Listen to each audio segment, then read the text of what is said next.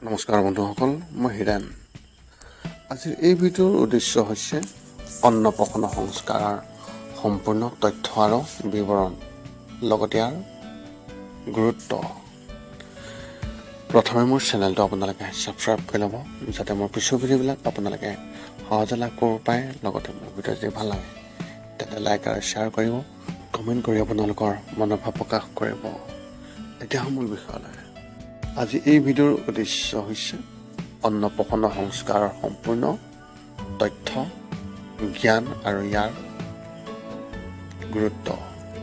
হিন্দু সমাজত মানৱ জীৱনৰ 16টা ভাগত বিভক্ত, যিবোৰক সংস্কাৰ বোলা হয়। এই 16টা পৰ্যায় প্ৰতিজন মানুহৰ জীৱনত অতি উপযোগী। ইয়াৰ 7ম পৰ্যায় হ'ল অন্নপ্ৰসন্ন সংস্কাৰ, য'ত কেঁচুৱাক পোনপ্ৰথমবাৰৰ বাবে মাতৃৰ গাখীৰৰ বাহিৰে আন খাদ্যৰ সৈতে পৰিচয় কৰাই দিয়া হয়।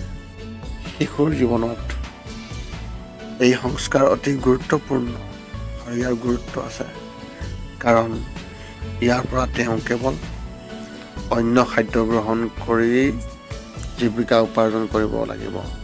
আজি আপোনালোকক এই অন্নপ্ৰসন্ন সংস্কাৰৰ সম্পূৰ্ণ তথ্য এই ভিডিঅ'ৰ জৰিয়তে আগবঢ়াইছোঁ। এতিয়া আপোনালোকে জানি লওক যে এই অন্নপ্ৰসন্নৰ যি সংস্কাৰ, ইয়াৰ সম্পূৰ্ণ তথ্য। অন্নপ্ৰসন্ন সংস্কাৰ কেতিয়া কৰা হয়? শিশুৰ জন্মৰ 6 মাহৰ পৰা 7 মাহৰ ভিতৰত এই সংস্কাৰ কৰা হয়, কাৰণ তেতিয়ালৈকে এটা শিশুৱে কেৱল মাতৃৰ গাখীৰৰ ওপৰত নিৰ্ভৰ কৰিবলগীয়া হয় আৰু সি নিৰ্ভৰশীল। কোৱা হয় যে কেঁচুৱা জন্মৰ পৰা 6 মাহলৈকে তেওঁক কেৱল মাতৃৰ গাখীৰ খুৱাব লাগে আৰু তাৰপিছত লাহে লাহে তেওঁ অন্য খাদ্য খুৱাবলৈ আৰম্ভ কৰিব লাগে। 7ম মাহৰ ভিতৰত শিশুৰ দাঁত ওলাবলৈ আৰম্ভ কৰে আৰু তাৰ পাছত শক্তিও অধিক শক্তিশালী হয়। সেয়েহে তেতিয়া তেওঁক খুৱাবলৈ আৰম্ভ কৰিব পাৰি। এতিয়া আপোনালোকে জানি লওক অন্নপ্ৰসন্ন সংস্কাৰ কি? অন্নপ্ৰসন্ন সংস্কাৰৰ শব্দৰ অৰ্থ হৈছে, অন্নৰ অৰ্থ শস্য আৰু প্ৰসন্নৰ অৰ্থ হৈছে খুৱাই দিয়া, অৰ্থাৎ শিশুক শস্য সেৱন কৰা। এটা শিশুৱে জন্মৰ পৰা 6 মাহলৈকে কেৱল মাতৃৰ গাখীৰহে খায় আৰু ইয়াৰ বাহিৰেও তেওঁ কোনো ধৰণৰ খাদ্য বা পানী সেৱন নকৰে, কাৰণ তেওঁৰ সকলো অভাৱ মাতৃৰ গাখীৰৰ দ্বাৰা পূৰণ হয়। 6 মাহ বয়স হ'লে তেওঁক পোনপ্ৰথমবাৰৰ বাবে কিছু খাদ্য অংশ খুৱাই ক্ৰমান্বয়ে আন খাদ্যও তেওঁক খুৱাবলৈ আৰম্ভ কৰা হয়।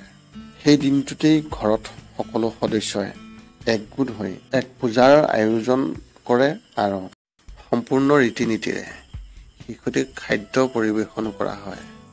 লগতে খাদ্য দেৱতাক সদায় শক্তি প্ৰদান আৰু শক্তিশালী কৰি ৰাখিবলৈ প্ৰাৰ্থনা কৰা হয়। এতিয়া আমি আপোনালোকক অন্নপ্ৰসন্নৰ সংস্কাৰৰ যি গুৰুত্ব, সেই বিষয়ে তথ্য আগবঢ়াইছোঁ। এটা কেঁচুৱা যেতিয়া 9 মাহ মাকৰ গৰ্ভত থাকে, তেতিয়া তাৰ শৰীৰত বহুতো অশুদ্ধি প্ৰৱেশ কৰে, যাৰ ফলত ই বহু প্ৰকাৰৰ দোষত ভুগিব পাৰে। সেয়েহে সেই দোষবোৰ আঁতৰাবলৈ তেওঁক সাত্বিক খাদ্য গ্ৰহণ কৰা হয়, যাতে তেওঁৰ শৰীৰৰ পৰা সকলো ধৰণৰ অশুদ্ধি আঁতৰি যায়। একে সময়তে ইয়াৰ প্ৰতীকো হয়, যেতিয়া তেওঁ স্বাৱলম্বী আৰু আত্মনিৰ্ভৰশীল হ'বলগীয়া হয় আৰু মাতৃৰ গাখীৰৰ ওপৰত কম নিৰ্ভৰশীল হ'ব লগা হয়, কাৰণ এয়াই প্ৰকৃতিৰ নিয়ম। অন্নপ্ৰসন্ন সংস্কাৰৰ পিছত এগৰাকী মাতৃয়ে সন্তানক আগৰ তুলনাত গাখীৰ খুৱাই দিয়াটো কমাই দিয়ে আৰু তাৰ পৰিৱৰ্তে তেওঁ খাদ্য পানী আদিয়ে অৰ্থাৎ আগতে যদি কোনো মাতৃয়ে নিজৰ সন্তানক দিনটোত 6 বাৰ গাখীৰ খুৱাইছিল তেন্তে এতিয়া এবাৰহে গাখীৰ খুৱাব আৰু 2 পৰা 3 বাৰ খাদ্য আদি খাবলৈ বাধ্য কৰায়। এইটো কৰা হয় কাৰণ মাতৃৰ স্তনত গাখীৰৰ পৰিমাণ কমিবলৈ আৰম্ভ কৰে সেই 6 মাহৰ পিছত। সেয়েহে শিশুটিৰ বাবে অন্য খাদ্য ব্যৱহাৰ কৰাটো অত্যন্ত প্ৰয়োজনীয় হৈ পৰে।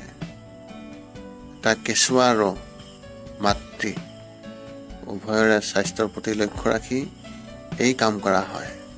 গতিকে ক্ৰমান্বয়ে শিশুটিক খাদ্য খাবলৈ সক্ষম কৰি তোলা হয় আৰু এবছৰৰ পৰা 2 বছৰৰ বয়সলৈকে মাতৃৰ গাখীৰ খুৱাই দিয়াটো সম্পূৰ্ণৰূপে বন্ধ হৈ পৰে। তাৰপিছতেই গৰুজনীয়ে গোটেই জীৱন গাখীৰ খুৱাই থাকে। এতিয়া আপুনি জানি লওক যে গৰুক কিয় দ্বিতীয় মাতৃ বুলি গণ্য কৰা হয়। এই ভিডিঅ'টোত আপোনাৰ প্ৰশ্নৰ উত্তৰো দিছোঁ যে গৰুক কিয় মাতৃ হিচাপে সমানে মৰ্যাদা দিয়া হয়। কাৰণ এগৰাকী মাতৃয়ে জন্মৰ এবছৰ বা 2 বছৰৰ বাবেহে সন্তানক গাখীৰ খুৱাই দিয়ে। ইয়াৰ পিছত তেওঁ গোটেই জীৱন গৰু মাতৃৰ ওপৰত নিৰ্ভৰ কৰিবলগীয়া হয়। ম'হ, ছাগলী, উট আদিৰ পৰাও আমি গাখীৰ পাওঁ, কিন্তু এইবোৰৰ বাহিৰে গৰুক পোৱা আন কোনো প্ৰাণীত পোৱা নাযায়। সেইবাবেই গৰুক মাতৃৰ দ্বিতীয় মাতৃ বুলি গণ্য কৰা হয়। অন্নপ্ৰসন্নৰ সময়ত অৰ্থাৎ অন্নপ্ৰসন্ন সংস্কাৰৰ সময়ত এটা কেঁচুৱাক কি খুৱাব লাগে তাৰ বিষয়েও আপুনি জানিবাটো অত্যন্ত প্ৰয়োজন।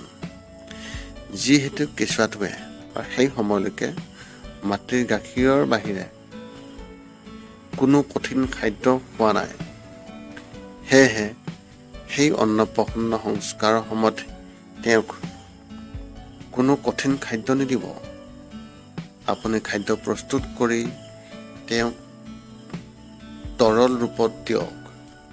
ইয়াত আপুনি দালি পানী, দৈ, পানীৰ সৈতে মিহলি কৰাই থোৱা চাউলৰ গুড়ি, পায়স, গাখীৰৰ পৰা তৈয়াৰ কৰা যিকোনো বস্তু ইত্যাদি দিব পাৰে। লগতে মনত ৰাখিব যে ইয়াত বেছি মছলা, তেল আদি থাকিব নালাগে, কাৰণ কেঁচুৱাটো আৰু লাহে লাহে সকলো খোৱাৰ অভ্যাসত পৰিণত হ'ব। গতিকে তেওঁক তৰল অৰ্ধকঠিন খাদ্যৰ পৰা আৰম্ভ কৰক, যিটো সাত্বিক আৰু লাহে লাহে তেওঁৰ খাদ্য তালিকাত অন্যান্য বস্তু অন্তৰ্ভুক্ত কৰিবলৈ আৰম্ভ কৰক। এই আছিলে অন্নপ্ৰসন্ন সংস্কাৰৰ সম্পূৰ্ণ তথ্য, বিৱৰণ আৰু গুৰুত্ব।